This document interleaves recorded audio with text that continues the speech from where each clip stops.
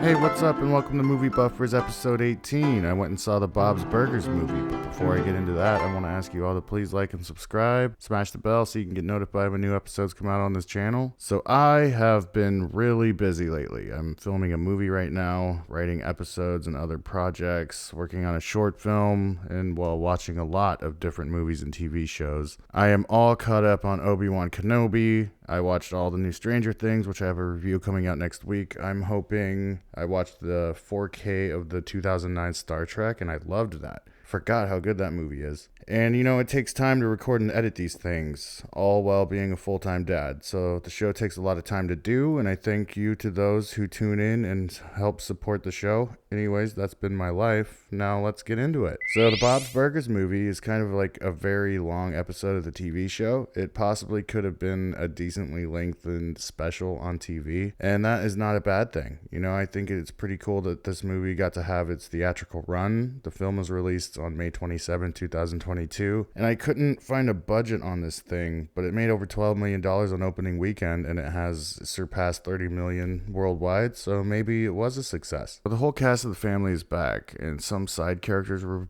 replaced, or they're just absent. Pamela Adlon was replaced by Nicole Byer. Jimmy Pesto was in the film, but he has no lines because the voice actor who played him was fired for participating in the January 6th Capitol riot, and I believe Bill Hader's character had to be recast due to some scheduling conflicts, so a bit of a bummer there, but I think the cast did a great job at keeping the movie afloat on their own. And I'm not coming off the bandwagon to review this film either. I'm not the biggest Bob's Burgers fan. I remember back in the day I watched the premiere of the pilot when it first came out, and I did watch a few more episodes after that. Then I guess I didn't really pay attention for a couple of years. Then I started to see Bob's Burgers shit everywhere.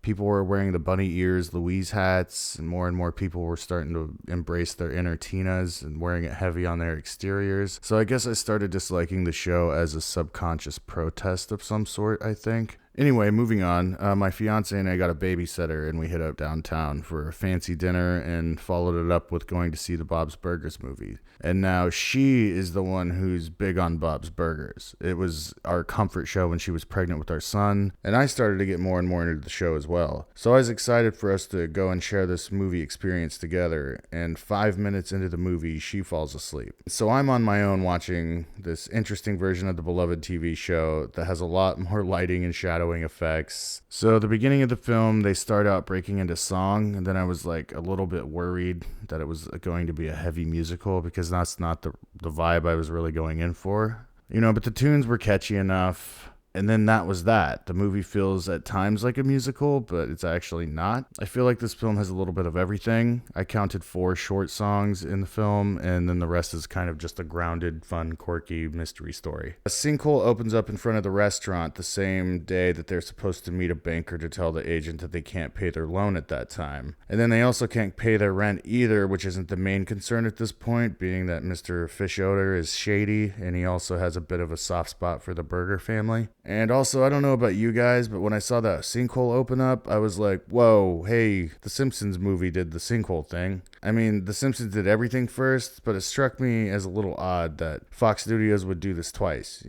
2 big summer movies based on animated network TV shows under the same network, but they did find a dead body in the sinkhole, and then the sinkhole becomes kind of a big crime scene, which is like switching things up a little bit, which is, very bad for Bob's business with the sinkhole scaring away all of the customers, and the movie definitely becomes its own thing. The singing and the sinkhole thing had me worried, but it all comes together rather quickly. Louise is also struggling with bullies at school making fun of her for being a baby and still wearing her pink bunny ears hat. All that shit, kids do because they are very mean. And so she is desperate to prove herself as brave. So other than that, I'm not going to spoil the big reveal to the mystery. I can say, though, that this film is really, really funny. My partner slept through the whole thing, even with me laughing hysterically through the whole movie. The movie is very, very smart, and the voice actors are so sharp and quirky, and they have all really established their craft. And it gets very emotional at times, in a good way. We see them bond as a family, and you feel like you're a bit a part of it. We get a little bit more backstory on a few of the characters that we haven't really tackled yet on the TV show. We see why Louise wears her pink bunny ears hat, although I think there are a couple episodes that already show her wearing bunny ears hat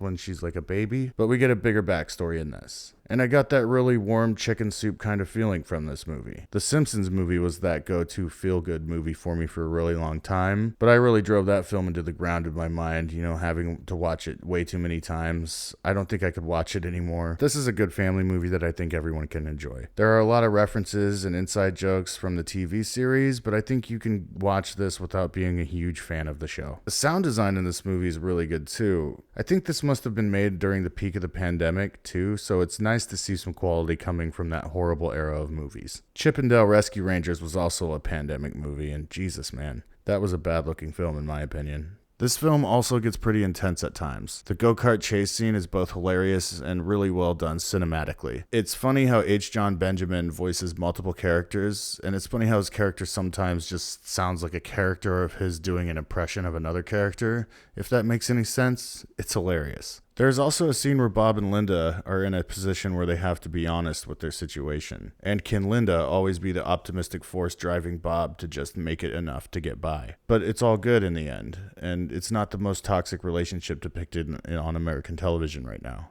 All in all, I'm really glad I saw this movie. My partner was really bummed that she fell asleep through this. She just had a long day. It wasn't the movie. The acting was great. It looked really good, without trying too hard. It was absolutely hilarious, and I could gladly say I highly recommend this. I recommend seeing it in theaters while it lasts. Aren't you tired of streaming shit? I am. Go to the movies, you dope. I'm gonna give the Bob's Burgers movie an A for good summer fun. And that's it. That's the show. That's what I got for you this week. And if you haven't already, please like and subscribe. Smash the bell so you can get notified when we release new episodes on this channel. And this has been Movie Buffers. Thanks for watching. See you next time.